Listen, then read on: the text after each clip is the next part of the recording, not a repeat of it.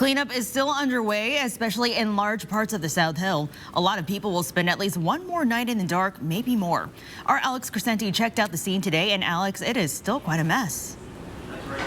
That's right, Nia. We are still looking at a lot of outages throughout the region here.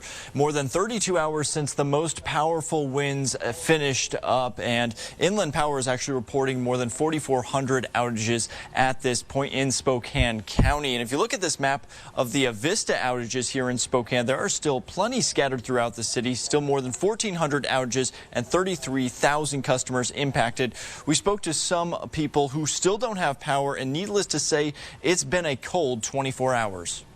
Crews were out on the South Hill throughout the day working to clean up debris and restore power to those still unable to turn the lights on. A large crowd even gathered to see the removal of a massive pine tree leaning on the side of a home. But for Nancy Curtin, it is now day 2 of no power. It came off yesterday early morning, and we were notified that my son didn't have school that day. I couldn't log into work.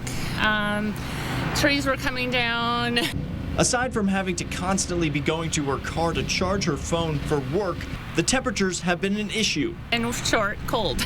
My son and I are all bundled up together, and it was a restless night, and so yeah, and even tonight's going to be worse. It's going to be more cold. Others in the area had the power go out first and then had trees come crashing down, making matters worse. I heard a large crash and went outside, and a huge tree from the 2 houses over came down.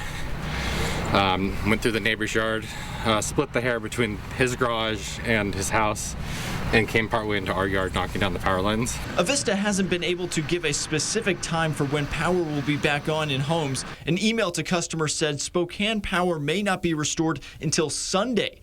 In the meantime, those living in the cold are just trying to make do. Just pulled out our lanterns, lit some candles. Fortunately, we have a gas insert and then a gas stove, so we were able to use those. We have most of our food that's spoiling outside in a cooler, so hopefully, we'll keep some. But yeah, I haven't heard if it's coming on, when it's coming back on. And we also spoke to some other people off camera who were trying to get as much cleaning done as possible outside before that sun goes down. And I spoke to another older man who said that he was considering getting a hotel to stay warm until the power comes on. Reporting live, Alex Crescenti, 4 News Now.